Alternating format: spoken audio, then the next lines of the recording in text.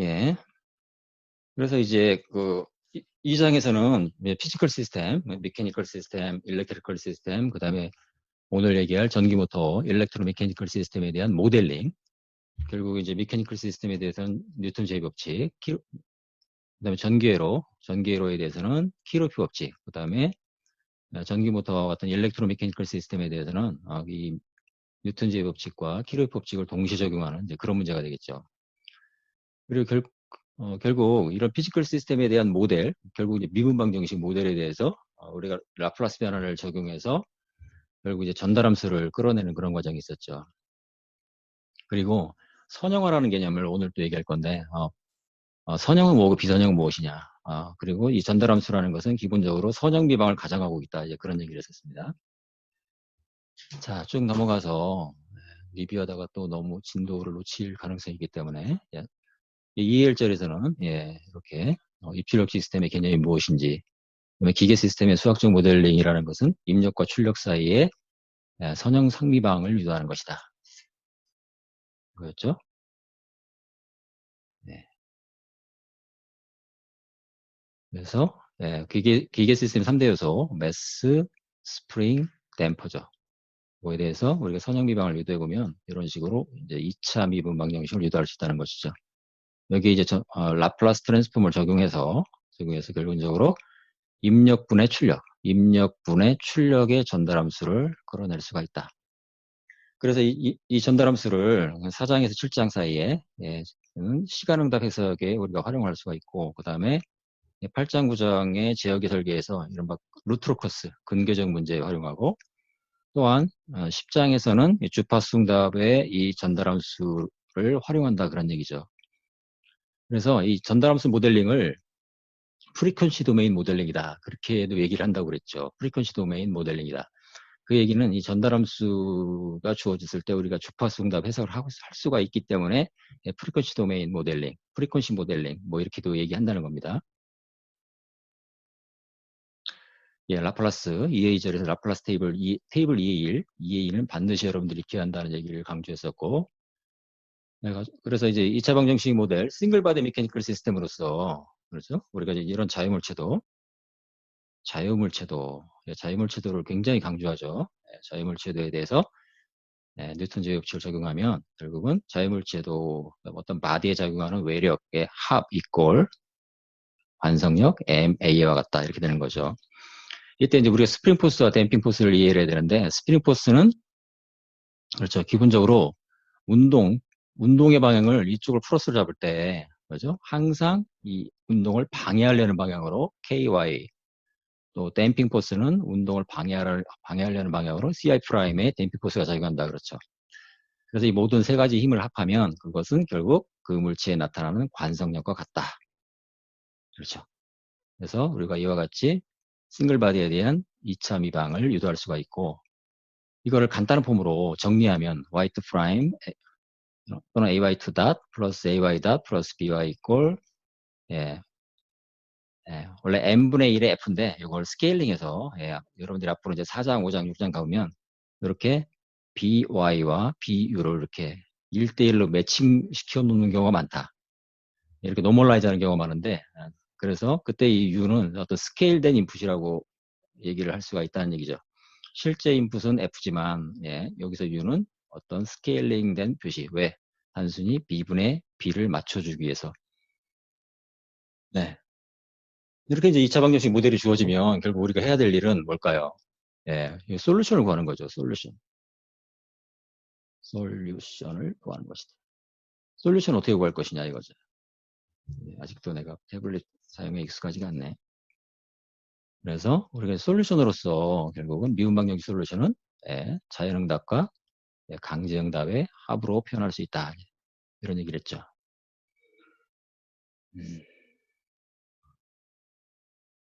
그 다음에 그래서 이걸 이제 솔루션을 구하는 거죠. 그 전에 먼저 전달함수 유도하는 과정을 쭉 얘기하고 있죠. 자, 양변에 라플라스 변화를 적용하면 우리가 이제 초기치를 0으로 가정할 때 결국 입력분의 출력의 전달함수를 끌어낼 수가 있죠. 그래서 입력 US에 대해서 출력 YS의 전달함수는 GS다. 이렇게 표현할 수가 있는 거죠. 그래서 응답이라는 것은 이 YS 출력의 응답이라는 것은 결론적으로 그대로 전달함수 곱하기 입력. 이게 라플라스 도메인에서의 응답이죠. 근데 이제 우리 실제로 리얼월드는 타임 도메인이기 때문에 이걸 이제 역변환하는 거죠. 이렇게 이제 역변환을 통해서 우리가 실제 응답을 이제 자연응답과 강제응답의 합으로 이제 구할 수 있어야 되겠다. 그런 얘기죠. 그래서 이 라플라스 도메인이라는 것은 결국 하나의 수학적 가상 공간이고 어떤 또 문제를 해결하기 위한 어떤 수학적 개념 공간이라고 볼 수 있는 거죠. 예. 뭔가를 트랜스폼하는 것은 그 다 이유가 있는 거죠. 우리가 보지 못하던 세계를 볼 수 있다는 얘기죠. 쉽게 얘기해서 라플라스 동네로 가면 이 타임 도메인에서 볼 수 없었던 여러 가지 현상을 볼 수가 있다는 거죠. 그렇게 얘기할 수도 있습니다. 여러 가지 수학적인 그런 개념들이 나오고 거기서 유용한 그 시스템 해석에 관한 어떤 유용한 개념들이 파생이 되기 때문에 이 트랜스폼을 하는 거죠.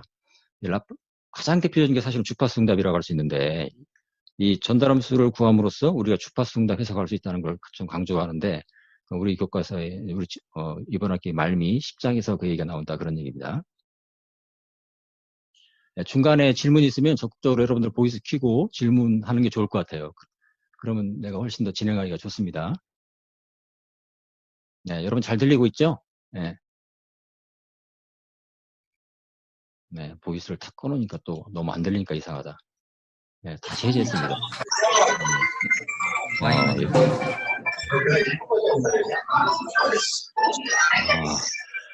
너무 시끄러운데? 누가 이렇게 소리 많이 지르는지 모르겠다. 자, 여러분들 잘 들리나요? 네, 잘 들립니다. 예, 잘 듣고 있네요. 근데 어디선가 너무 큰 소리가 막 들어오는데 이게 누군지 모르겠다. 이게 좀 여러분들 소리가 들리면서 진행하는 게 좀 더 낫거든. 혹시 저기 뭐 시내 나와 있어가지고 카페 같은 데 있는 거 아닐까 그런 생각이 들거든. 예, 지금은 좀 조용해졌다. 예, 이왕이면 좀 켜놓고 진행하겠습니다. 예.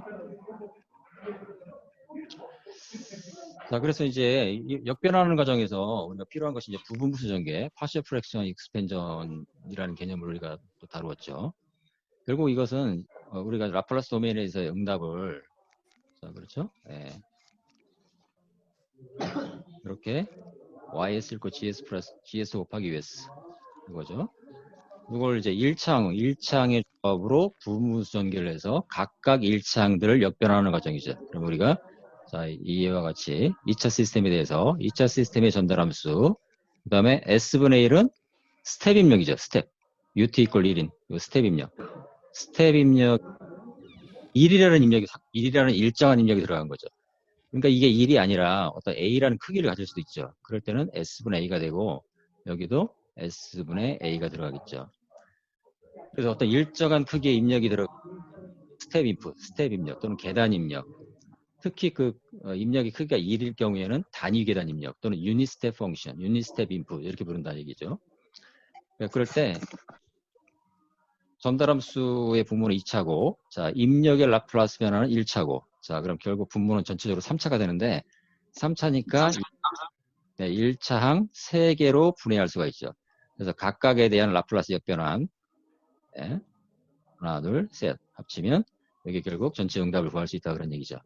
결국 자연응답은 어떤 이런 지수함수로 표현될 수 있다는 게 핵심이었고 그 다음에 강제응답은 입력의 형상을 따라간다. 그러니까 입력이 스텝이면 출력도 스텝. 예. 입력이 정연파면 출력 강제응답도 정연파로 나타날 것이다. 그게 바로 10장의 주파수응답 개념이라 그런 얘기죠. 자, 그래서 전달함수의 분모의 근이 이제 일반적으로 복수수근인데 실근을 갖는 경우 케이스 1, 그 다음에 그 실근이 서로 같으면 우리가 중복근 또는 중근, 듀플리킷 루트라고도 얘기하고 또는 뭐 여기 보면 리얼 앤 리피티드 실근이면서 반복된다. 그리고 중복된 근인 경우에는 우리가 그 부분수 전개를 자, 이 테크닉이 좀 필요하죠. 요 이창을 전개할 때 중근인 경우는 이렇게 그 다음에 서로 다른 두 실근인 경우는 1창 2개의 합으로 이렇게 나타날 수가 있고 그 다음에 가장 일반적인 경우는 이제 복수수근일 텐데 이 복수수근인 경우 복수수근인 경우에는 이 S1과 S2가 이제 복수수로서 이렇게 실수 파트와 허수 파트 실수 파트 시그마, 코스 파트 오메가 D로 표현할 수가 있다. 이런 얘기를 했죠. 그래서 자연응답은 결국 이렇게 이제 exponential 마이너스 S1t, exponential 마이너스 S2t의 조합이죠. K1, K2는 부분부수전개 과정에서 여러분들이 이제 통분을 통해서 계산할 수가 있죠. S1, S2가 복수수면 이 개수 K1, K2도 일반적으로는 복수수다. 일반적으로 복수수다 그런 얘기죠. 그럼 이제 여기서 보면은 이제 만약에 S1, S2가 복수수면 자 분모에 이렇게 복수수가 지수함수 지수에 복수 또 허수가 나오게 돼 있는데 이 허수를 그대로 두면 최종 솔루션이 안 되는 거죠. 이때 필요한 것이 오일러스 아이덴티티, 오일러 항등식 개념이 필요하다.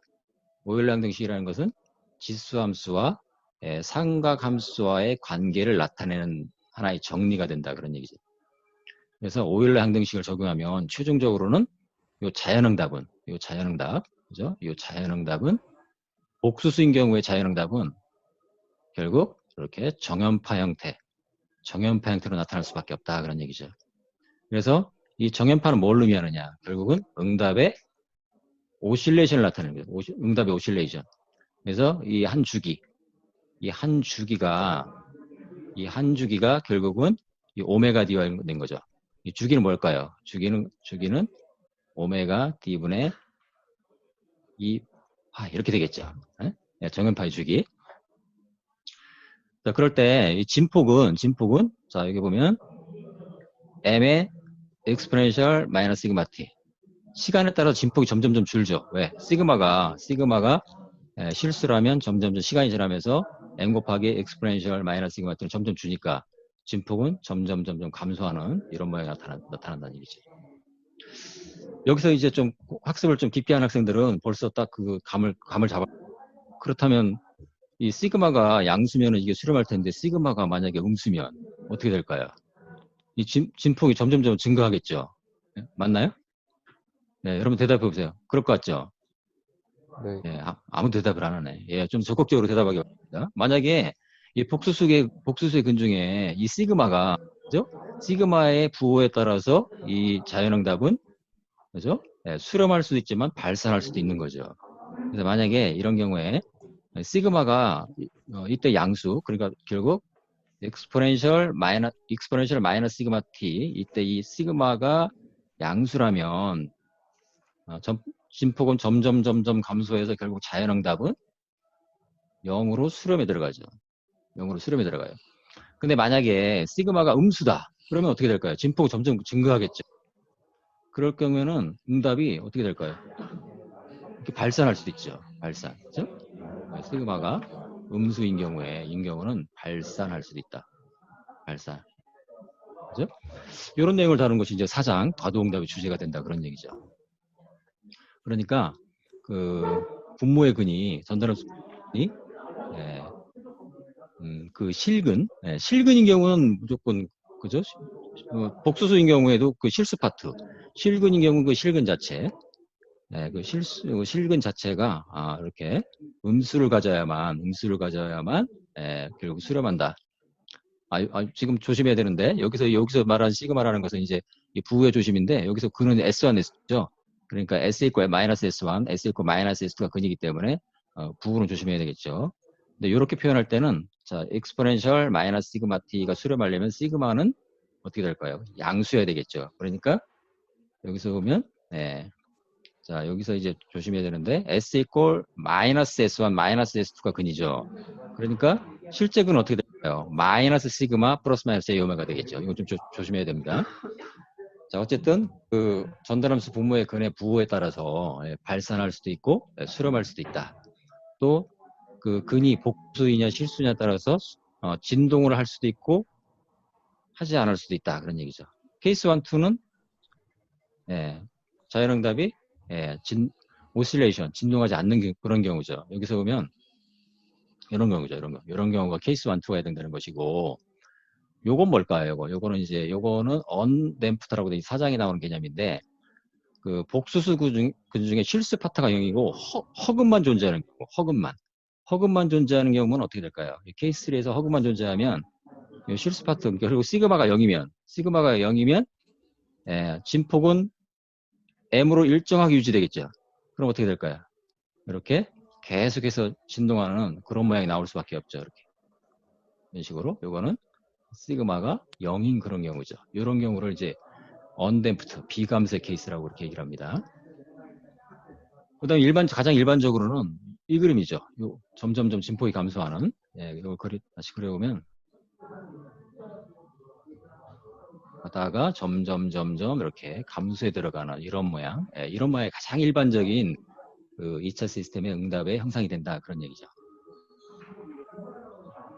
그래서 이런 얘기를 했었고, 그 다음에 이제 오열 행동식 유도하는 거, 예, 결국 이제 사인 함수와 코사인 함수에 대한 라플라스 변환, 역변환. 그렇죠? 라플라스 변환해서 다시 역변환하면 자기 자신으로 돌아오잖아요. 그걸 통해서, 자, exponential j 세타는 코사인 세타 플러스 j 사인 세타라는 관계식을 유도할 수가 있다. 매우 중요한 정리가 된다. 그런 얘기입니다.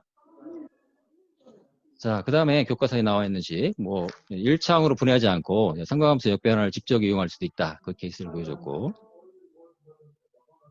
그래서 2의 3절에서는 결국 이제 일반적인 n차 미방에 대한 전달함수는 분모분의 문제 따질 때 이 분모가 S의 n승으로 표현되는, 그러니까 분모의 다항식, 분자의 다항식은 결국 그 입력과 출력 사이의 미분방정식의 차수에 달려 있는 거죠.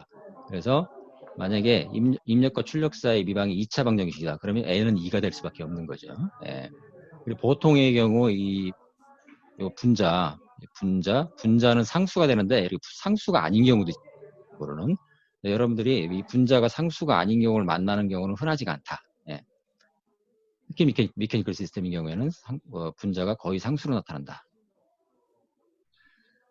네, 그 다음에 이제 2차 상미방의 해를 쭉 풀어봤는데, 여기서, 개념적으로, 자, 2차 상미방의 해는 이렇게, 반복되는 거지만 자연응답과 강제응답의 조합이다. 그리고 기계 시스템인 경우에, 또는 전기회로 RLC 네트워크인 경우에 결국 입력과 출력 사이의 전달함수, 그 다음에 전기회로 RLC 네트워크 같은 경우 입력과 출력 사이의 전달함수, 이렇게 할 수가 있죠. 그래서 어쨌든 MKC 미케니컬 시스템이든 또는 RLC 전기회로이든 결국적으로 이렇게 2차 미방 형태로 우리가 정리할 수가 있다. 이런 거죠. 그럴 때 이제 우리가 입력으로서 입력 U가 이렇게 어떤 일정한 값을 갖는 계단 입력 있을 수 있죠. 미케니컬 시스템이면 일정한 힘이죠. F를 일정한 힘으로 주면 그게 이제 A가 일정한 거고, 전기회로 같은 경우 일정한 전압, 그러니까 DC 전압이 되는 거죠. 그때 다이렉트 커런트 DC. 그 다음에 입력이 정연파다. 정연파 입력으로 들어가면 어떻게 될까요? 이 F를, 이 매스를 어떤 주기적으로 계속 흔드는, 그죠? 흔드는 그런 입력이 들어가는 거죠. 그죠? 전기회로에서는 어떻게 될까요? 전기회에서는 말 그대로 AC죠. Alternating Current. 교류가 들어가는 그런 경우죠. 교류 전압이 들어가는 경우가 결국 정연파 입력 케이스가 된다. 그런 얘기죠. 그래서 여기서 결국 이제 전기회로가 됐던 기계 시스템이 됐던 우리가 수학적 모델을 딱 따지면 A1, A2, B의 그 개수의 뭐 피지컬한 그런 엘리멘트만 달라질 뿐이지 수학적으로 볼 때는 동일한 2차 방정식 폼을 갖게 되는 거죠. 그럴 때 이렇게 입력과 출력을 2차 선형 시스템으로 우리가 나타낼 수가 있다. 그런 얘기입니다. 자, 이렇게 이제 일정한 입력이 들어가는 경우, 전기회로에서 다이렉트 커런트, DC 입력, 이렇게 정연파 입력이 들어가는 경우, AC, 교류가 되는 거죠. 미케니컬 시스템인 경우는 일정한 힘, 그렇죠. 일정한 힘 또는 어떤 주기적으로 흔들리는 입력, 이렇게 계단 입력과 정연파 입력을 구분할 수가 있다. 그 다음에 그래서 솔루션을 구할 때 우리가 여러분들이 2차 미방의 해를 구할 때 다이렉트 솔루션을 구할 수가 있고, 그 다음에 라플라스 트랜스폼 솔루션을 구할 수가 있다. 다시 정리하면 개념적으로 다시 얘기를 하면 우리가 2차 미방이 주어졌을 때, 그렇죠? 내추럴 리스판스라는 것은 이건 이제 호모지니어스 솔루션이라고 얘기하는데 자연응답. 결국 외부 입력이 0일 때 초기치에 의한 응답이라고 할 수 있다. 이거. 외부 입력이 0이면 이렇게 되는 거죠. 그럼 자연응답은 지수 함수를 일단 가정하고 들어갔죠. 지수 함수로 가정하고 들어가서 자, 요 가정된 솔루션 행태를 대입하죠. 대입해서 그러면 결국 X에 대한 2차식을 구할 수가 있고 여기서 결국 예, 요 지수 S의 솔루션 두 개를 구할 수가 있다. 그래서 자연응답은 이렇게 결정되는 거죠. 예, 지금까지 해왔던 게 이거였지. 그 다음에 강제응답은 다시 얘기하지만 외부 입력에 의한 강제응답이다. 예, 왜 강제응답이라고 치느냐? 예, 외부 입력에 의해서 강제적으로 나타나니까 강제응답입니다. 그래서 보통 이제 수학적으로 이걸 particular solution이라고 그렇게 얘기하죠. 또는 특혜 또는 특별한 해. 왜 그렇게 이름을 붙였을까요? 입력의 종류에 따라 특별하게 나타나니까 특혜라고 부르는 거예요. 그래서 particular다 이렇게 얘기하는 겁니다. 그거에 비해서 자연응답은 외부 입력과 전혀 상관없죠. 외부 입력에 의해서 자연응답은 변하는 게 아니죠. 외부 입력에 상관없이. 그러니까 사실은 이제 외부 입력 0을 얘기를 했는데 외부 입력과 무관하다 그런 얘기입니다. 외부 입력에 상관없이 자연응답은 항상 그 시스템의 파라메타 A1, A2 그렇죠?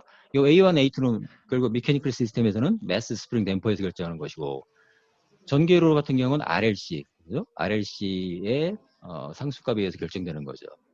그러니까 이 자연응답이라는 것은 그 시스템의 고유한 성질이다. 고유한 성질이다. 그렇게 얘기할 수 있는 것이죠. 예, 강제응답은 다시 얘기하지만 입력에 따라 달라진다. 그 대표적인 입력으로서 계단 입력과 정연파 입력, 여러분들 교과서에서 두 가지를 다룬다. 그런 얘기입니다. 그렇다면 이거 외에도 임의의 입력이 또 있을 수가 있지. 임의의 입력. 뭐 계단 입력, 정연파 입력이 임의 입력이 또 있을 수 있죠. 물론 그렇습니다. 근데 이렇게 계단 입력과 정연파 입력을 다루는 이유는 시스템 해석을 하기에 가장 적합한 입력이기 때문에 그렇게 되는 거예요. 그런 내용이 이제 4장 이후에 쭉 정리된다 그런 얘기죠. 자, 그래서 다이렉트 솔루션 이렇게 할 수가 있고, 그다음에 라플라스 트랜스 솔루션. 지금 이건 2장에서 여러분들이 어떤 그 전달함수를 보고 역변환 과정을 통해서 응답을 구하는 그런 과정이었죠. 다시 한번 정리하면, 근데 여기서 강조하고 싶은 것은 우리가 전달함수를 얘기할 때는 초기치를 0으로 가정했었는데 만약에 임의의 초기치, 초기치가 0이 아닐 수도 있잖아요. 초기치가 0이 아닐 때는 이 초기치에 의한 텀들을 계속 끌고 들어오는 거지. 만약에 초기치를 0으로 가져간다면 여기서 끊어지는 거죠. 요까지만 따지는 거죠. 초기치가 0이라면. 근데 초기치가 0이 아니라면 이 부분도 같이 고려를 해줘야 된다 그런 얘기예요. 그럼 이제 각각의 동일한 논리로 1차항으로 쭉 전개를 해서 결국 각 1차항의 그죠? 1차항의 조합으로서 자연응답과 강제응답을 구할 수 있다. 특별히 이 경우에는 입력을 정연파 입력을 넣었죠. 여기 보세요. 정연파 입력. 외부 입력으로서 이렇게 정연파 입력을 넣었을 때 정연파 입력 A 코사인 오메가 t 그러니까 진폭이 A고 주파수가 오메가인 정연파 입력을 넣었을 때 그 라플라스 트랜스폼은 이렇게 표현되죠. 요걸 딱 집어넣은 거죠. 여기 집어넣었어요. 집어넣었을 때 이 정연파 입력에 의한 강제응답 텀 빨간색 요때 K3, K4는 역시 일반적으로 공액복수로 나타날 것이고 요 각 1 바로 요거죠. 요게 강제응답이죠. 결국은 입력과 동일한 입력의 주파수가 오메가라면 출력의 주파수도 오메가가 되는, 물론 이건 최종적인 품이 아니고 여기에 다시 보일러 항생식을 적용해서 다시 정연파 형태로 정리를 해줘야 되겠지. 그게 바로 주파수 응답입니다. 주파수를 갖는 외부 입력에 대한 응답. 그것을 우리가 주파수 응답이라고 부른다고 하죠. 그러니까 정연파 입력에 대한 강제 응답이 바로 주파수 응답이 되는 거죠. 자, 뭐 정리하다 보니까 30분 됐는데, 2에서 저는 스킵한다고 했는데, 쭉 정리해왔으니까. 근데 이제 이렇게 RLC 네트워크 정도의 미분 방정, 요 정도는 다를 그래서 KVL을 다루는데, KVL, 요거죠, KVL. 어떤 그 페르프, 그러니까 전기회로, 전기회로는 기본적으로 페르프죠. 어떤 입력 전압이 있을 때 전류가 흘러나가서 여기로 흘러 들어오죠. 페르프란 말이에요. 이렇게 페르프가 형성되는데, 이렇게 페르프가 이렇게 형성되는데, 이 페르프를 구성하는 각 소자 양단의 전이차의 합은 0이다. 그게 이제 결국 키르프스 볼티지로, 키르프의 전압 법칙이라는 건데, 이렇게 되죠. 그러니까 소스의 입력 전압 VT, 그 다음에 VL, VR, VC. VL은 뭘까요? 인덕터 양단의 전이차. VL. VR은 레지스터 양단의 전이차. VC는 커패시터 양단의 전이차. 부호가 마이너스 된 건 왜 그럴까요? 전류는 항상 플러스에서 마이너스로죠. 그러니까 플러스는 마이너스보다 전위가 높다는 얘기. 물이 높은 데서 낮은 데로 흐르듯이 전기도 전위가 높은 데서 낮은 데로 흘러가는 거죠.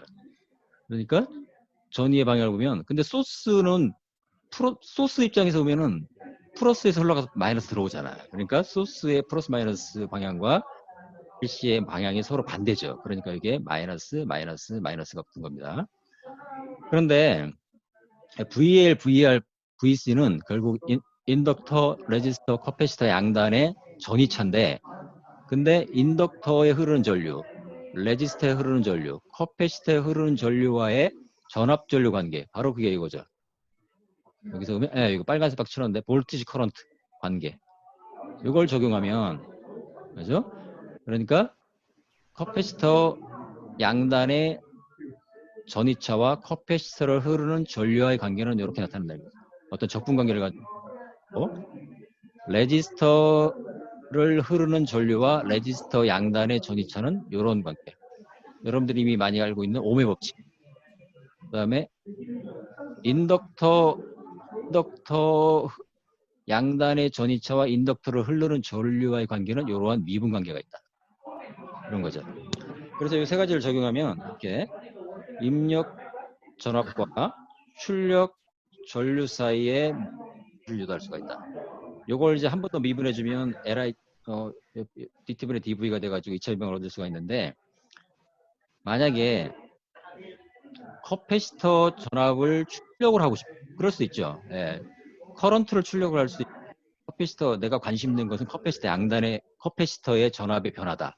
그럼 커패시터의 전압과 Q라는 것은 이제 차지인데, 커런트는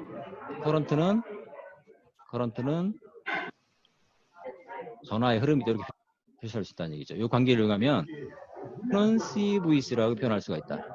이걸 대입하면 결국 입력 전압과 출력 커패시터 전압 사이에는 이러한 2차 비반 관계가 유도된다, 그런 얘기죠. 네, 여러분들이 요 정도는 유도를 좀 해봐야 되겠다, 그런 얘기예요. 강조하지만 그 외 2.4절에 나오는 예제와 숙련 예제는 모두 다 여러분들 진도 범위에서 뺍니다. 그다음에 병진 운동에 대해서, 메디컬 시스템에 대해서는 전기회로에서는 이제 각 소자의 그 양단의 전차와 소자에 흐르는 전류의 전류 전압 관계를 따졌다면, 이 미케니컬 시스템에서는 이런 거죠. 자, 스프링에 작용하는 힘과 스프링의 변이와의 관계는 F KX다. 아주 유사하지. 그 다음에 댐퍼, 비스코스 댐퍼, 점성 마찰력을 일으키는 비스코스 댐퍼에 작용하는 힘과 그 댐퍼의 운동과의 관계는 이러한 미분 관계가 있다. 스프링 포스는 KX, 댐핑 포스는 여기 FB라고 되어 있는데, 이걸 좀 계속 C로 표시를 했죠. FV 대신에 보통 C로 표시했습니다. CX 프라임이라고 표시할 수 있다, 이거죠. 그 다음에 매스에 발생하는 관성력은, 자, 가속도와 연관이 있죠. 이렇게 되는 거죠. 그래서 이것이 결국은 매스, 스프링, 댐퍼는 힘과, 매스 스프링 댐퍼에 작용하는 힘과 매스 스프링 댐퍼에 발생하는 운동과의 관계죠. 예. 마치 전기회로에서 RLC 양단에 작용하는, 그러니까 RLC 양단의 전이차와 RLC에 흐르는 전류와의 관계가 이렇게 주어진 겁니다. 자, 미케니컬 시스템 컴포넌트에서는 그 MKC, 매스 스프링 댐퍼에 작용하는 힘과 매스 스프링 댐퍼의 운동과의 관계가 바로 이거죠. 네. 서로 이제 뭐 에너지 관계가 있다는 거예요. 상사성이라고 얘기하죠. 그러면은 자 이렇게 아주 간단하지만 이렇게 이제 매스 스프링 댐퍼 시스템에 뉴턴 제프 적용하면 이렇게 예 적용할 수 있다는 거죠. 누가 지금 카페에 어디 있는 모양이죠? 계속 저기 잡음이 많이 들리네. 거기 혹시 주변에 저기 떠드는 학생 있으면 조금 예 누군지 모르겠지만 저기 수업 듣는데 옆에 테이블에 누가 있는 것 같아. 그 다음에 임피던스 개념, 뭐 지난주, 지난 시간 얘기를 했었는데, 임피던스라는 것은 전류, 어떤 전압이 인가됐을 때, 이 RLC, PLF에는 전류가 발생하는데, 이 전류 흐름을 방해하는 성질, 우리가 보통 그걸 저항이라고 얘기를 하죠. 레지스턴스. 그러니까 우리가 보통 저항에 대해, 여러분들이 생각하고 있는 저항은 바로 그 저항의 저항이죠. 근데 전교회로에는 이 레지스터뿐만 아니라 인덕터와 커패시터도 있다는 얘기죠. 그럼 인덕터의 저항은 뭐냐? 커패시터의 저항은 뭐냐 그거지. 레지스터의 저항은 그냥 R야. 근데 인덕터의 저항은 LS가 되고 커패시터의 저항은 CS분의 1이다. 그래서 이 세 가지를 합쳐서 임피던스라고 부른다 그런 얘기죠. 임피던스라는 것은 그 저항이 확장된 개념이죠. 저항을 레지스터의 저항을 인덕터와 커패시터까지 확장한 개념이다. 이렇게 생각하면 됩니다. 그래서 전류와 전압 사이 관계를 이렇게 임피던스 분의 1로 표시할 수가 있다. 결국 임피던스라는 것은 펑션 오브 S죠. 펑션 오브 S. 근데 S는 라플라스 오퍼레이터고 그렇기 때문에 우리가 타임 도메인에서는 이 임피던스를 해석할 수가 없죠. 예를 들어서 해석할 수 없다는 얘기가 무슨 얘기냐면 이건 펑션 오브 타임이 아니라 펑션 오브 S이기 때문에 우리가 프리퀀시 도메인으로 넘어갈 수밖에 없다 그런 얘기죠. 그게 바로 이제 10장에서 나오는 주파수 응답의 개념이다 그런 얘기입니다. 자, 미케니컬 시스템도 동일한 논리로 이렇게 자 2차 미방에 대해서 자 라플라스 변환을 해주면 이렇게 미케니컬 임피던스를 우리가 정의할 수가 있다. 역시 미케니컬 임피던스를 구성하는 것은 스프링, 그 다음에 댐퍼, 그 다음에 매스 요 각각에 의해서 결국은 임피던스가 결정된다 그런 얘기죠. 그러니까 미케니컬 임피던스는 어떤 외부의 입력 힘 F에 대한 운동 X를 방해하는 성질이죠. 그러니까 직관적으로 봐도 MCK 값이 클수록 당연히 동일한 F에서 X는 작게 일어나겠지. 그죠?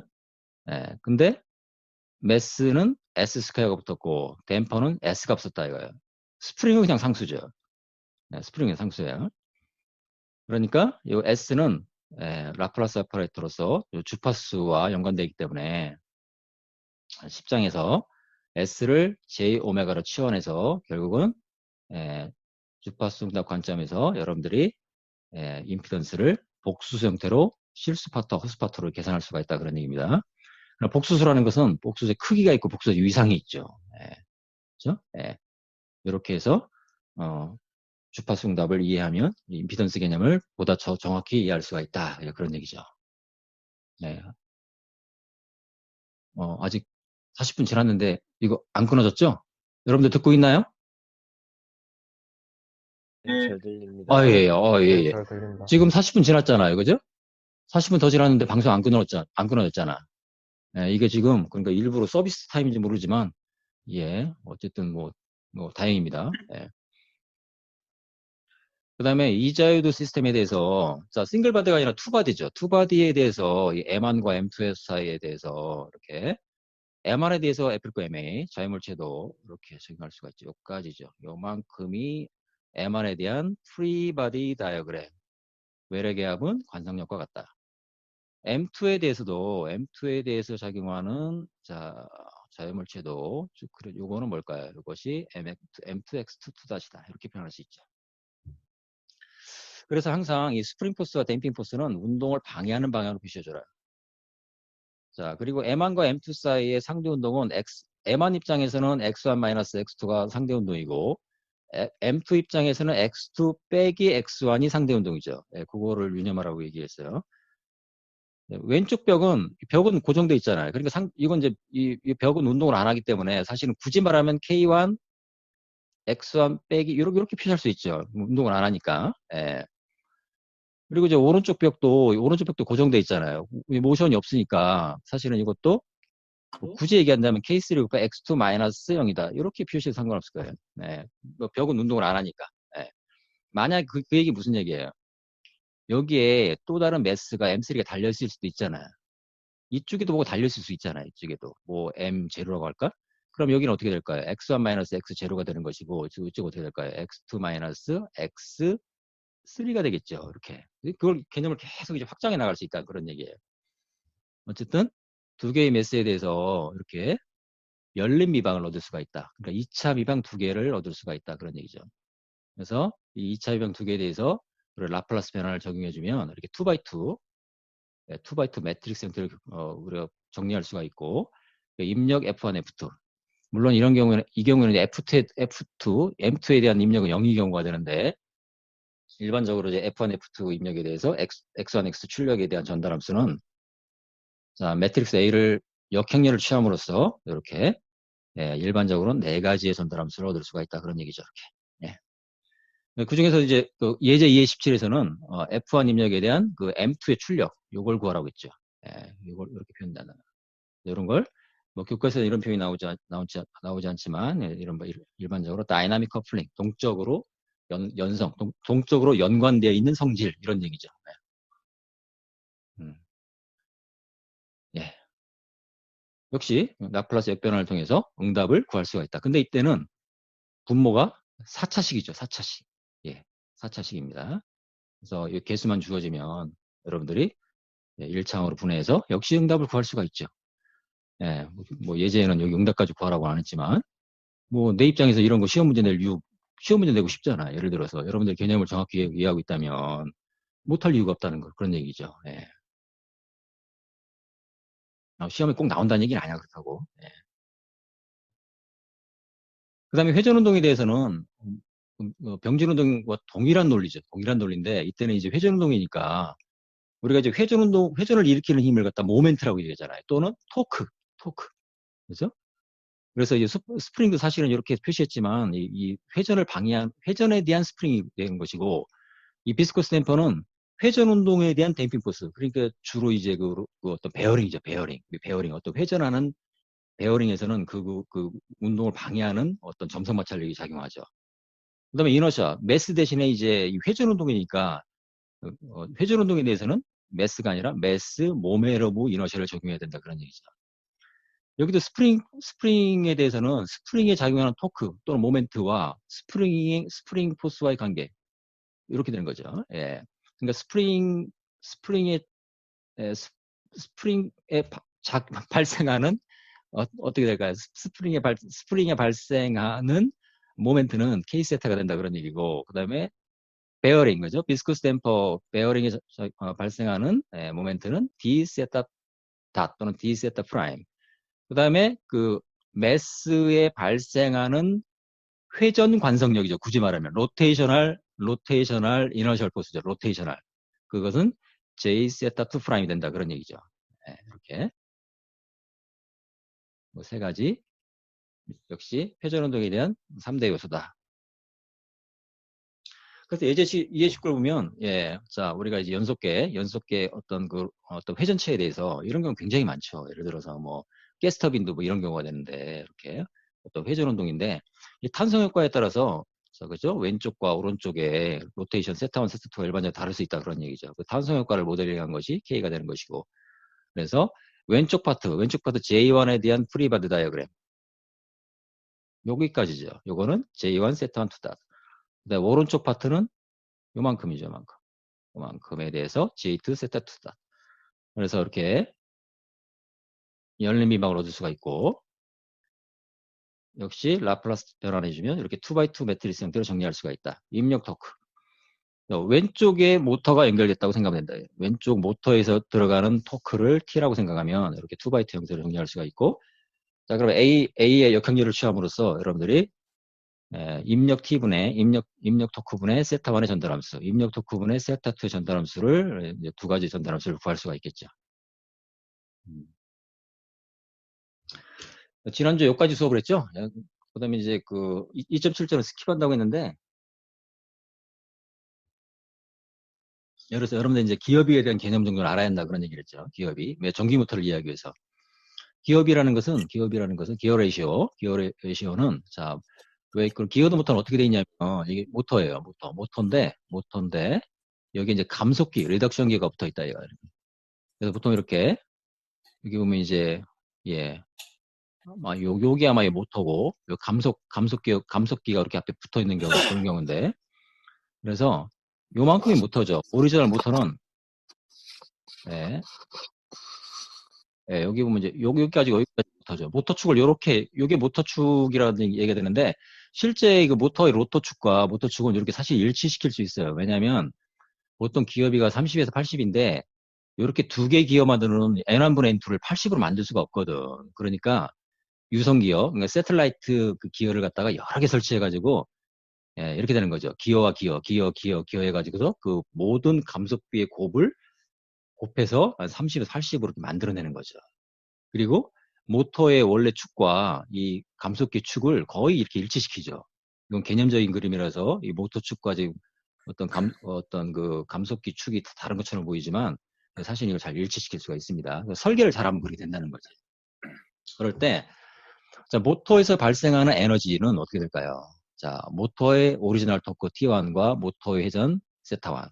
근데 감속기에서는 T2 세타2로 변환되죠. 근데 이 에너지는 서로 같죠. 이제 에너지 손실이 없다는 가정하에.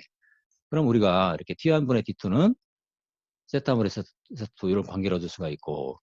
근데 이제 기어에서 요 접선의 방향의 운동을 보면, 자, R1 세타는 R2 세타2 이런 관계가 있죠. 그래서 이런 관계를 얻을 수가 있죠. 그죠? 그럼 결국은 이 기어비는 요 N1분의 N2분의 N2는 세타2분의 세타1이다.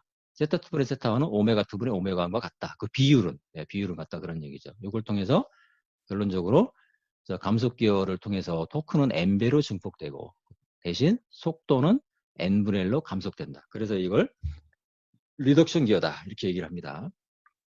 그러니까 모터를 다루는 사람에게는 감속 기어는 상식이에요. 하나의 상식. 왜냐하면 오리지널 토크는 매우 작고, 예, 대신 그거를 감속 기어를 통해서 수십 배 이상으로 증폭해서 결국은 뭔가 부하를 돌리는 거죠. 여기서 보면 여기에 근데 로터의 이너시아는 보통 이제 JEM 또는 JA로 표시된 거고, 이건 뭘까요? DA라는 것은 모터 축의 그 점성 마찰력이 되겠죠. 부하라는 건 뭐예요? 모터 축에 연결되는 외부의 어떤 로드, 예, 그런 거죠. 그러니까 여기에 이 모터 축에 뭔가를 연결해서 뭔가 운동을 시킬 텐데, 이렇게 뭔가 이렇게 부하를 쭉 이렇게 연결해서 이렇게 모터가 돌면 이 이제 부하가 이렇게 뭐 운동을 하는 거죠. 그래서 이게 뭐 로봇팔이 될 수도 있고, 어떤 바퀴를 하면 전기 자동차의 바퀴 자체가 사실 모터잖아요. 그런 식으로 해서 부하를 이제 운동을 일으킬 수 있다 그런 얘기죠. 예, 그래서 EF8절 전기 모터를 보면은, 자, 이게 전기 모터를 이해하기 위해서는, 자, 이렇게 봅시다. 전기 모터의 내부 구조 이렇게 돼 있는데, 전기 모터는 기본적으로 이렇게 고정자, 스테이터, 그 다음에 로터, 그 다음에 전기자 회로라고 해서 아마추어 서킷 이렇게 되는 거죠. 그래서 고정자라는 것은 말 그대로 고정돼 있는 놈이란 얘기인데, 고정된, 그러니까 스테이터, 그다음 로터는 회전하는 파트가 되는 것이고, 전기자라는 것은 그 모터 코일에 전류를 공급해주는 그 전기 회로를 의미하게 되는 거죠.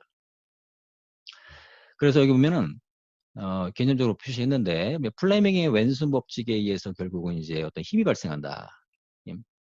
보통 그래서 이렇게 손으로 FB라고 하죠. 이게 엄지가 F, 그다음에 B, 여기 이제 그럼 이게 I라는 얘기거든. 여러분 손으로 한번 지금 연습해봐요. 여기 오면, 그리고 여기 코일을 이렇게 표시했는데,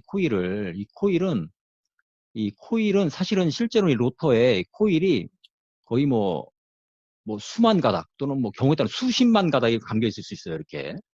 그 중에서 딱 한 가닥만을 표시한 거예요. 딱 한 가닥만. 왜냐하면 개념을 표시하기 위해서. 그래서 이제 이 코일이 이렇게 이 방향으로 이렇게 이제 쭉 감겨 있죠. 이렇게 와인딩. 그래서 로터의 코일이 와인딩 됐다 이렇게 표시를 하는데, 그 중에서 코일 한 가닥만을 보면은 전류가 이렇게 흘러가죠.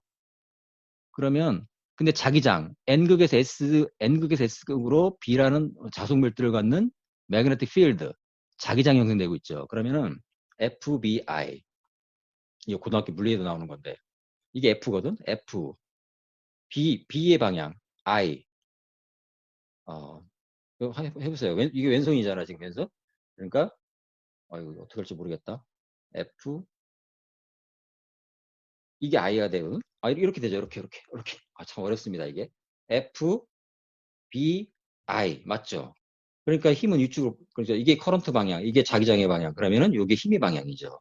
그러니까 요쪽 전류 방향이 이렇게 되니까 이렇게 흘러가니까 힘은 이쪽으로 발생하고 이쪽은 어떻게 될까요? 아래쪽으로 발생하죠. 그러면 이 두 개의 힘이 커플이 돼서 결국 이 로터를 돌리는 토크로 작용하는 거죠. 이렇게. 네. 그래서 이런 코일에 작용하는 힘들이 합쳐져 가지고 전체적으로 모터 토크를 이제 만들어내는 거지. 네. 이게 어떻게 보면 플레밍 원심법칙에 의한 모터의 어떤 작용 원리라고 얘기할 수가 있고, 근데 이 모터에 발생하는 토크는 보통 KMI, 그러니까 전류세기에 비례한다. 그래서 이때 KM을 갖다가 이제 모터 컨스턴트, 이렇게 모터 상수다 이렇게 부릅니다. KM equal KMI 이렇게. 네. 그러니까 이제 모터라는 것은 그 코일에 전류만 흘려주면 모터는 토크가 발생해서 그냥 도는 거예요. 도는데 모터 제어를 하기 위해서는 이 전류 제어를 해줘야 되겠죠. 전류 제어를 해줘야만 우리가 모터를 우리가 원하는 운동으로 만들어낼 수가 있다 그런 얘기죠. 그리고 여기서 모터는 사실 그 모터의 구조 설계를 보면 굉장히 다양한데 이건 이제 스테이터 N극 S극이 자석인 경우고 로터에 코일이 감겨 있잖아요. 뭐 이런 경우가 이제 보통 DC 모터 이런 경우가 많고 근데 이거 보세요. 여기 보면 로터가 마그넷이거든. 그죠? 근데 코일은 외부에 감겨 있어. 코일은 외부에 감겨 있고, 그러니까 스테이터가 코일 와인딩이 있고, 자석이 도는 경우거든? 이건 BLDC 모터는 이런 경우가 많아요. 이런 경우가 많고. 그러니까 이제 무슨 얘기냐면, 로터와 스테이터가, 그러니까 로터가 자석인 경우가 있고, 그 다음에 스테이터가 자석인 경우도 있고, 그게 뒤바뀐 경우도 있고, 다양하다는 거예요. 근데 어쨌든, 모터에서 힘이 발생하려면 고정자와 그 회전자, 그 다음에 전기자, 이 세 가지 3대 요소가 있어야 된다. 그런 얘기입니다.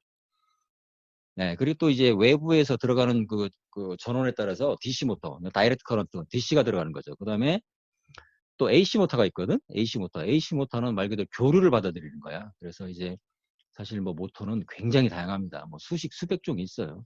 근데 가장 기본적인 원리를 표시하는 것은 이 개념도죠. 네. 자, 이 정도 얘기를 하고, 그 다음에, 그럼 이제 전기 모터의 모델링이 나오는데, 전기 모터는, 방금 얘기했듯이, 이 모터 토크라는 것은 결국 어떻게 될까요? 모터 토크라는 것은 어떤 모터 상수 곱하기 전류죠. 그럼 이제, 여기 표시했죠. 모터의 토크는 이렇게. 근데 왜 IA라고 표시했냐? 이 아마추어 서킷. 그러니까 이제 어떤 코일에 흐르는 전류를 IA라고 표시한 겁니다.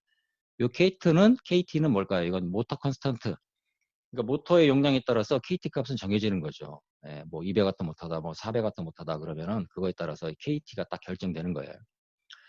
그럼 이렇게 로터에 대한 그 회전 운동 방정식은 자, 그죠? 회전체 이것도 하나의 회전체니까 모터의 토크가 발생했어요. 그러면은 이건 뭘까요? DM 세타 M 닷은 로터 그 베어링 마찰력. 그러니까 모터 구조를 보면 이렇게 여기 베어링이죠. 이렇게 베어링. 베어링. 이 베어링에서 이 로터가 돌면 이 베어링에 그렇죠. 이거 고정된 구조물이 있어야만 돌 수가 있으니까 이 베어링에서 발생하는 마찰력이라고 볼 수 있다 그런 얘기죠. 그러니까 자유물체도 결국에서 TM-DM 세타 M 닷 equal JM 세타 M 수다 이렇게 되는 거죠. 이런 모터의 메커니컬 다이나믹스는 이렇게 표시할 수가 있다. 이걸 정리해주면 이런 2차 위방이 얻어지고 그렇다면 이제 모터의 그 아마추어 서킷 전기자 회로에 흐르는 커런트 I는 어떻게 결정되느냐? 이건 이제 여러 가지 모델링 방법이 있는데 보통의 경우는 이렇게 RL 회로로 모델링 한다 그런 얘기야. RL 회로로. 요 EA는 뭘까요? 이건 이제 V가 아니라고 EA를 표시했는데 이건 이제 그 말 그대로 이제 모터에 가해진 전압이죠. 전압. 뭐 DC면 DC, AC면 AC. 전압이 가해지면 코일의 저항, 그러니까 레지스터 RA. 그다음에 코일의 인덕터 효과, 인덕턴스 효과에 의한 LA가 주어진다고 할 때, 이 코일 양단에, 예, 자꾸 이게 표시된다. 예, 저항 양단의 전위와 저항에 흐르는 아마추어 서킷 전류 IA는 예, 이런 관계가 있죠. 그래서 이게 흔히 말하는 ohm의 법칙이죠. 그 다음에 인덕터 양단의 전위는 L의 DT분의 D야 이런 관계가 있다고 얘기를 했죠. 그 다음에 입력 전압은 VEA가 되고 그럼 VB는 뭐냐? 이거는 이제 이른바 역기전력, 백 일렉트로 모티브 포스라고 부르는데 이건 이제 그 자기장 속에서 로터가 회전하면 그러죠? 거기에 이제 커런트가 발생한다. 그럼 그건 이제 자 우리가 모터라는 것은 이런 거죠. 모터라는 것은 어 매그네틱 필드 자기장 속에 있는 코일에 전류가 흐르면 그 코일을 감싸고 있는 로터가 회전하는 힘이 발생하죠. 그게 모터죠. 근데 자기장 속에서 어떤 로터가 운동을 하면 자기장 속에서 매그네틱 필드에서 어떤 회전체가 운동을 하면 거기에 전류가 발생한다. 그건 발전기죠. 발전기. 그러니까 이제 모터와 발전기는 서로 어떻게 보면 형제 관계야, 이게. 형제 관계라고 볼 수 있는 거죠. 예를 들어서 이제 화력 발전이면 그 증기압으로 가스터빈을 돌려서 그 자기장 속에서 가스터빈을 돌려서 거기에 우리가 결국 이제 그 전력을 생산하는 거잖아요. 그러니까 모터라는 것은 모터를 회전시키는 그렇죠? 예, KTIA에서 모터 회전 운동이 일어나는데 그 회전 운동 때문에 또 일부 발전 효과도 있다는 거예요. 그 발전 효과에 의한 기전력을 일렉트로 모티브 포스라고 얘기합니다. 그러니까 어떻게 보면은 이 VB는 입력 전압을 방해하는 거죠. 그러니까 방향을 보세요. 이게 플러스 마이너스고 이게 플러스 마이너스잖아요. 그러니까 EA만큼의 전압을 가했을 때 VB만큼의 역기전력이 발생해서 어떻게 보면 커런트의 흐름을 방해하지. 그러니까 여기 보면은 EA-VB가 인가돼서 RI 플러스 LADTV의 그죠? 일렉트리컬 다이나믹스가 발생한다 이렇게 볼 수도 있는 거죠. 예. 그래서 이것도 역시 KVL에 의하면 여러분들 표정이 좀 안 보여서 KVL, 키르프의 볼티지 로우에 의하면 이렇게 되는 거죠. 시그마 V는 어떻게 되냐면 벌써 방향을 보세요. EA, 입력 전압, 플러스 마이너스죠. 그 다음에 요건 방향이 반대잖아.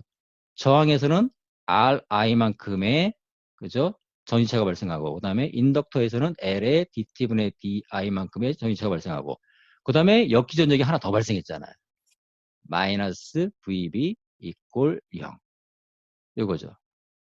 요거를 정리해 준 것이 바로 요 식이죠. 요 식이죠. 네. 그래서 역기전력은 그 모터의 회전 속도에 비례한다. 이렇게.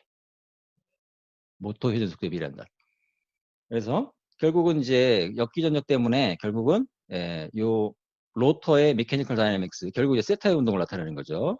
그거와 그 전기자 회로의 일렉트리컬 다이내믹스는 서로 커플돼 있죠. 왜? 이 세타임이 여기 들어가 있잖아. 그죠? 예. 그리고 메커니컬 다이내믹스에는 또 전기자 회로에서 발생한 커런트 I가 여기 들어가고 있잖아요.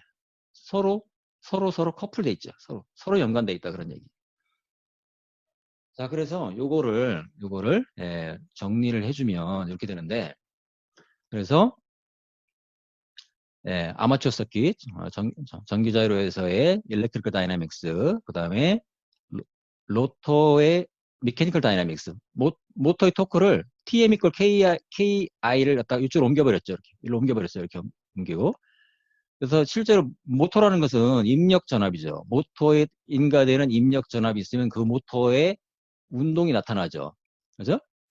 이게 자체가 모터죠. 모터라는 그렇잖아요. 여러분들이 모터를 사가지고 거기다 전압을 딱 가면 돈단 말이에요.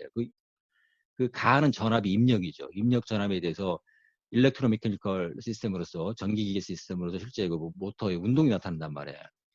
그걸 보면 자, 이걸 이제 그래서 두 개의 열림이방을 뭐 라플라스 변환을 해주면 이렇게 역시 2x2 매트릭스를 이렇게 구할 수가 있고 여러분들이 다 유도를 해보세요.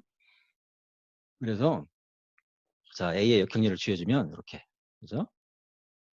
최종적으로 그래서 입력 전압분의 전류 출력의 전달함수. 요거죠. 요 파트죠. 입력 전압분의 전류 출력의 전달함수를 지원하는 요거고. 요건 뭘까요? 입력 전압분의 로터 회전의 전달함수 G2.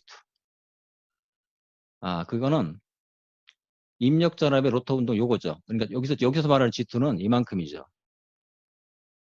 요만큼.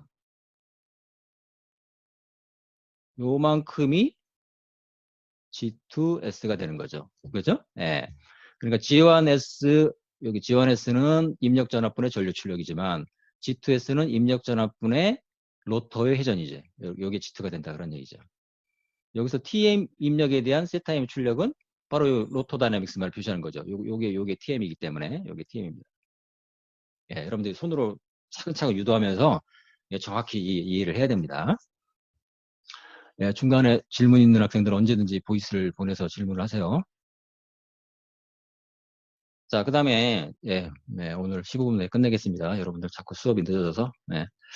이해 구절은 이해 구절은 스킵입니다. 전기회로 부분이죠. 스킵하겠습니다. 전기회로, 사실 그렇게 어렵지는 않은데, 또 이제, 키르 법칙에 익숙하지 않은 학생들에게는 큰 부담이 돼서, 다시 얘기하지만, RLC 회로 정도의 회로 방정식 정도만 여러분들이 이해하면은, 여러분들 시험 준비하는 데는 문제 없습니다. 그 다음에 2의 10절에 비선형성이라는 얘기가 나오는데, 오늘은 2장까지, 3장을 좀 들어가려고 했는데, 2장까지만 하겠습니다. 3장은 다음 주에 하는 걸로.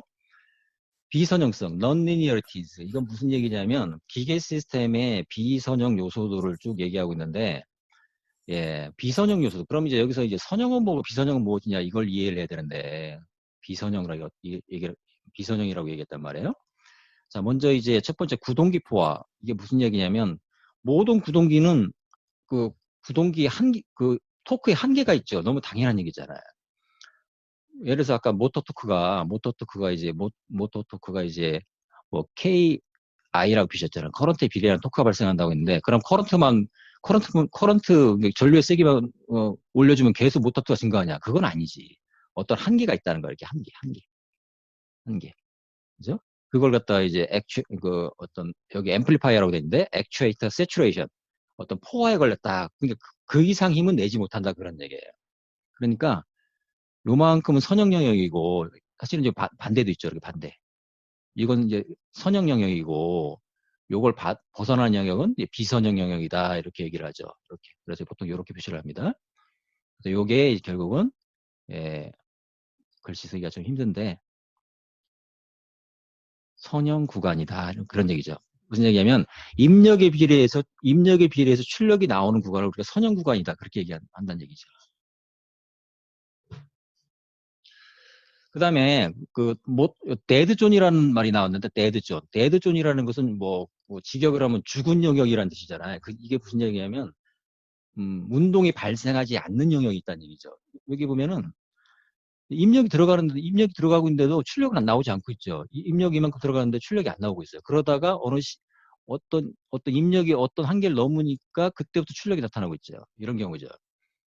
이건 이제 보통 이제 쿨러 프릭션 영역이라고 볼 수가 있는 건데, 쿨러 프릭션 또는 스틱션이라고 부르기도 합니다. 스틱션.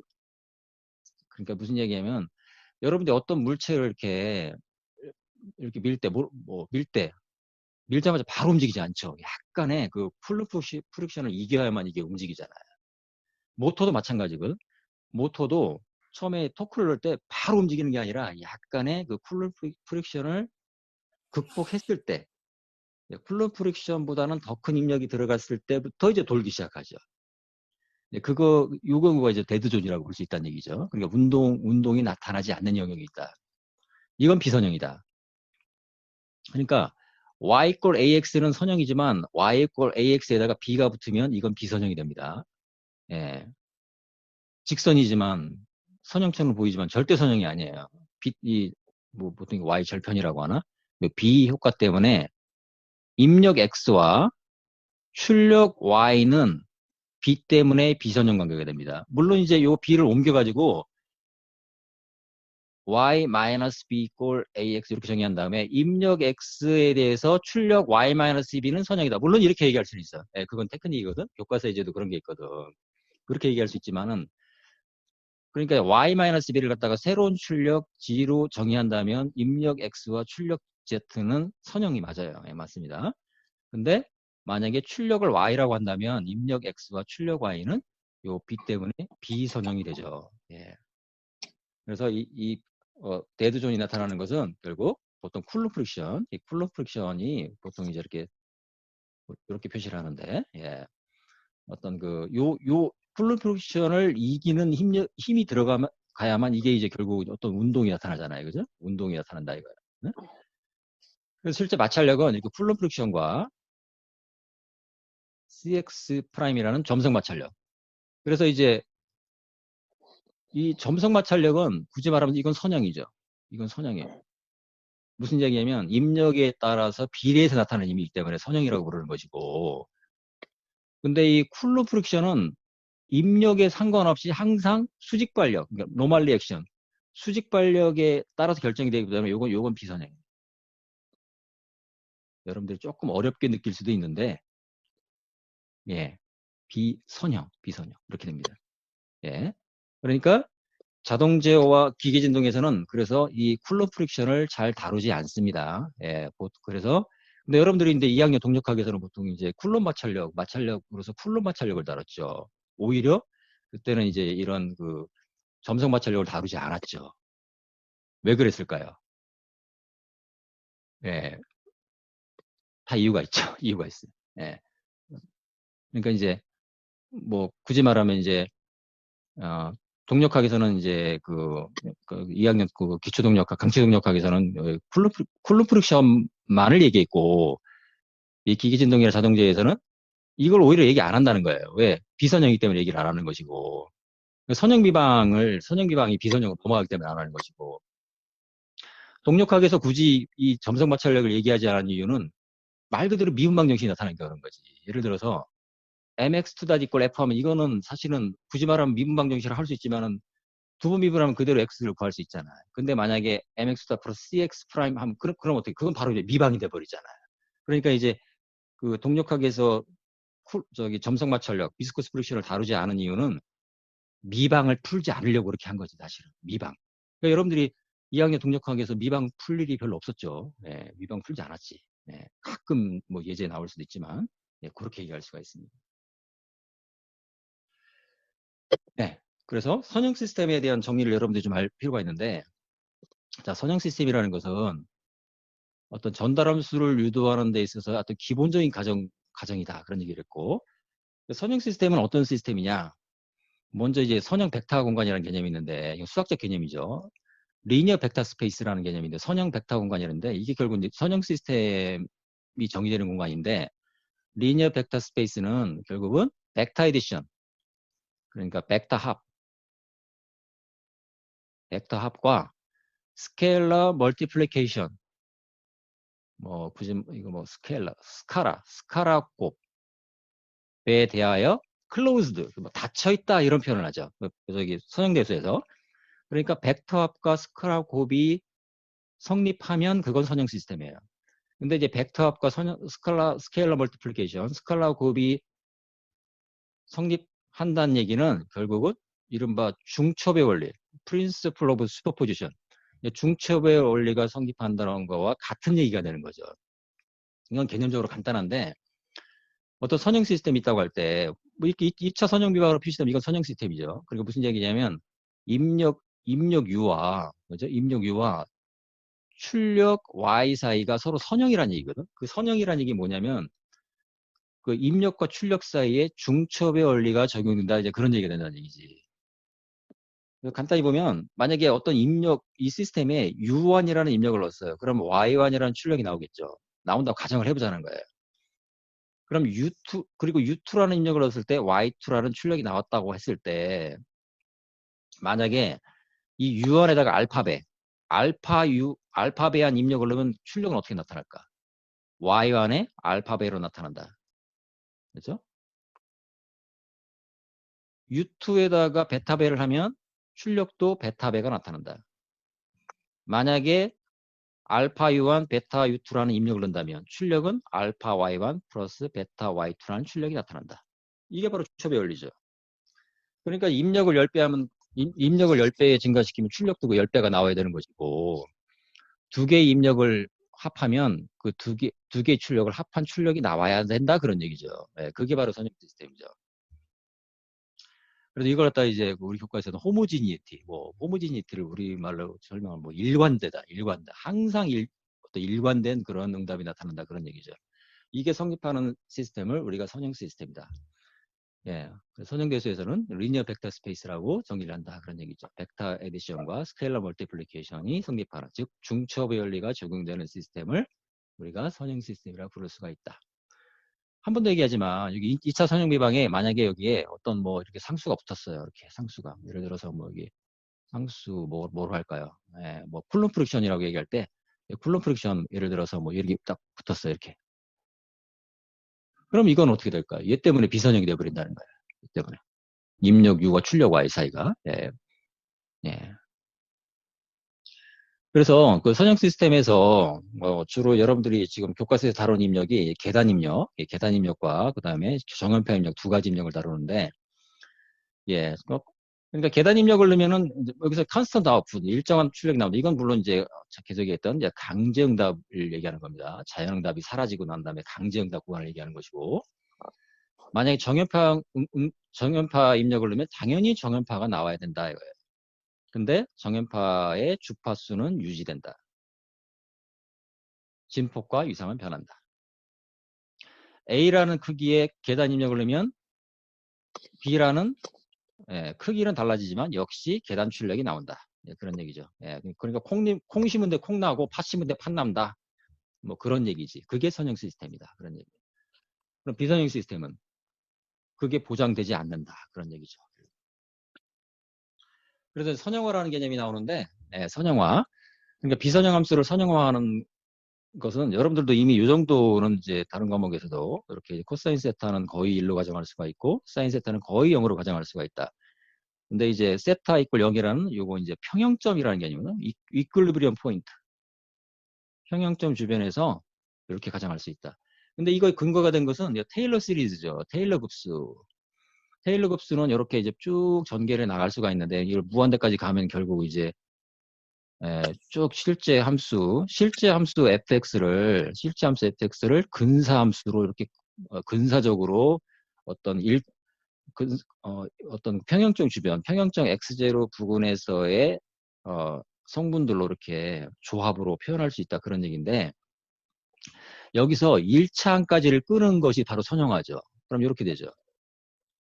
그래서 여기 F'이라는 건 사실은 어떻게 될까요? 평형점 부근에서의 슬롭, 기울기가 되죠. 기울기. 요 기울기. 요 X0 포인트에서의 기울기, 요 기울기는 바로 이렇게 표현되죠. 예. 요걸 풀면 또 이거죠. 요걸 푼 게 요거죠. 그러니까 마찬가지가 된다는 얘기지. 그러면은 결국 이제 다시 말해서 어떤 함수의 평형점 부분에서의 그 어떤 접선의 방정식이 결국 1차항까지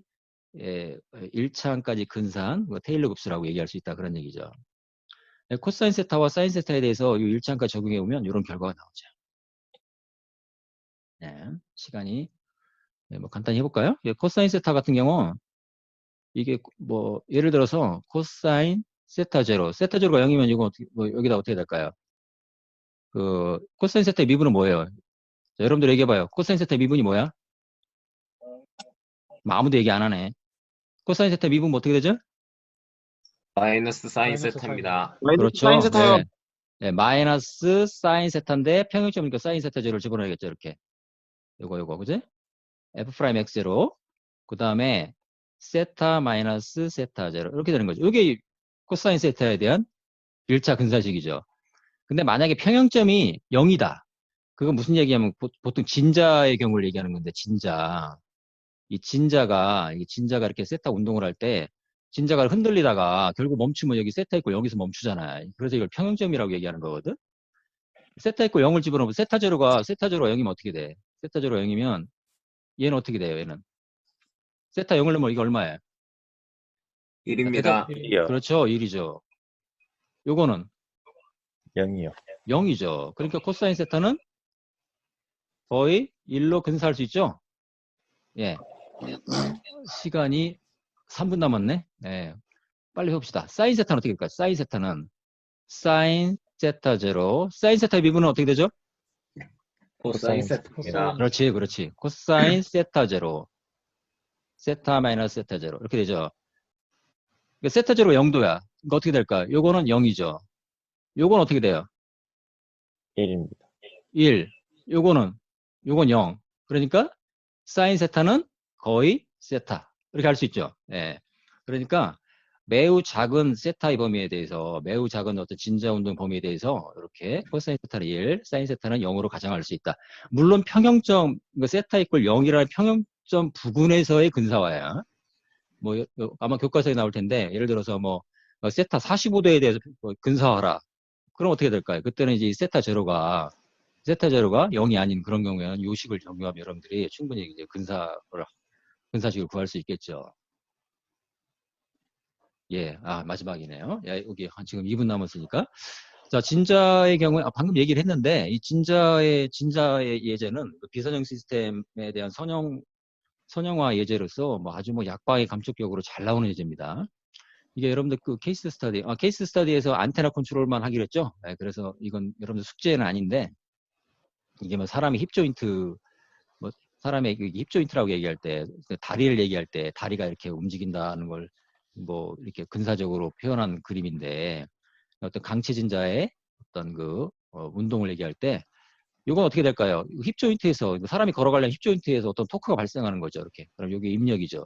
이런 입력 TM에 대해서, 그럼 이제 힙조인트의 어떤 어떤 고관절에 점성 마찰력이 있을 수 있잖아요. 그 점성 마찰력이 없으면은 사람 다리가 이게 휘청휘청을 될 거 아니에요. 사실은 그러니까 마찰력은 반드시 필요한 거지.